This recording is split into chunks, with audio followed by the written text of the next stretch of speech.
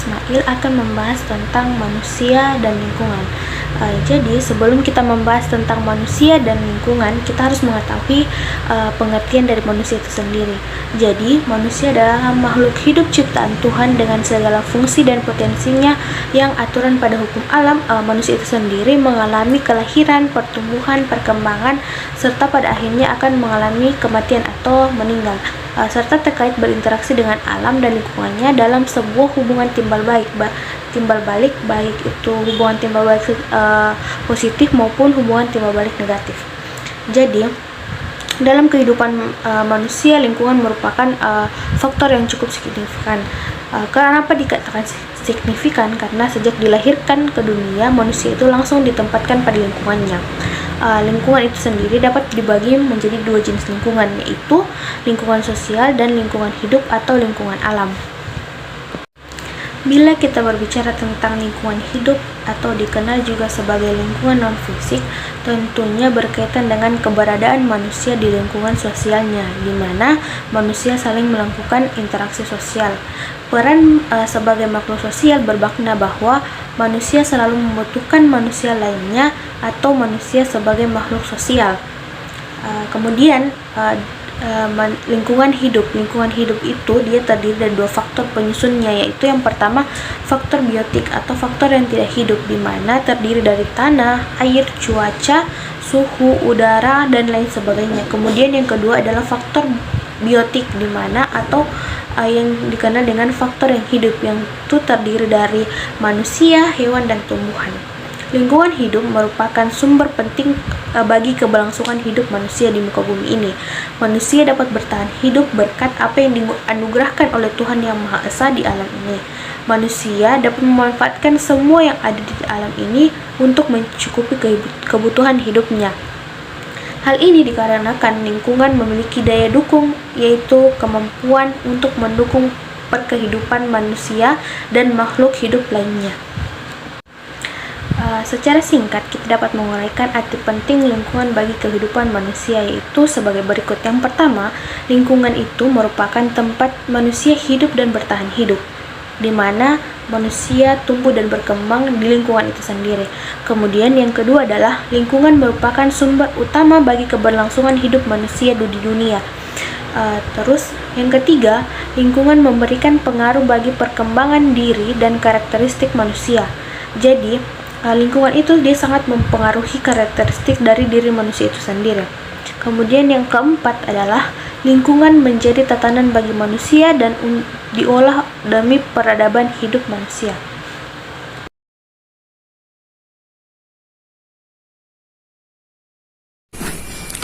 Problematika lingkungan sosial yang dihadapi masyarakat sebagai mana yang telah diuraikan sebelumnya, bahwasannya lingkungan sosial merupakan salah satu faktor penting dalam kehidupan manusia. Lingkungan sosial diartikan sebagai tempat berlangsungnya berbagai kegiatan dan interaksi sosial antara individu. Lingkungan sosial manusia dapat berupa lingkungan keluarga, masyarakat, dan lain sebagainya.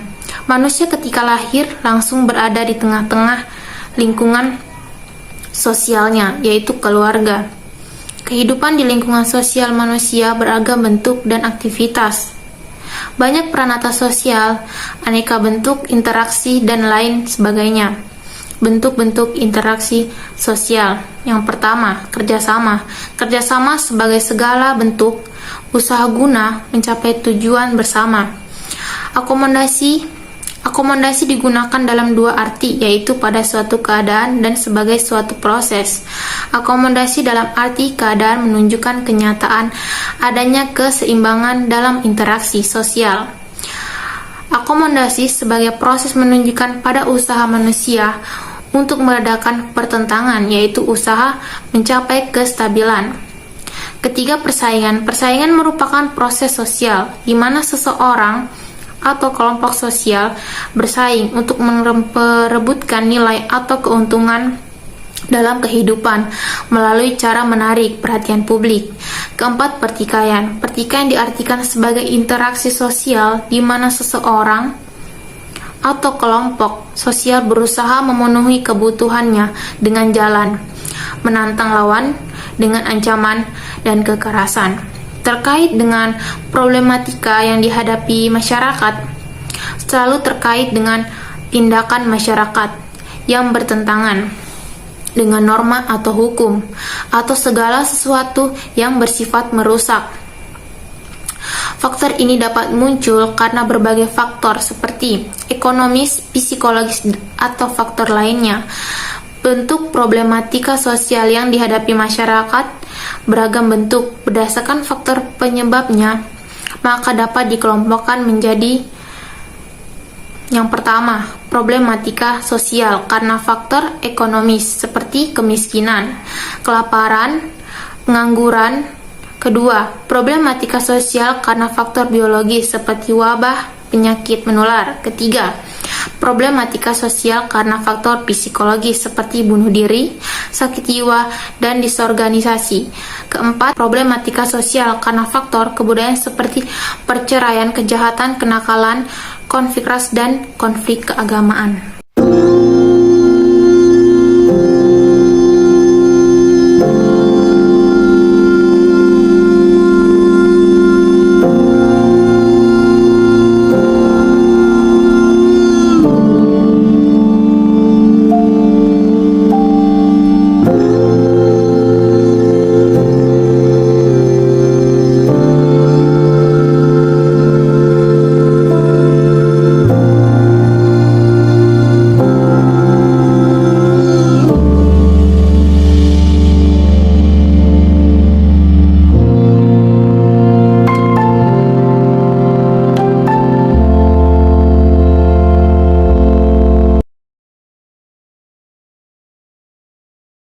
Problematika lingkungan hidup yang dihadapi masyarakat dalam kehidupan sosial bermasyarakat, di mana interaksi menjadi salah satu faktor penting.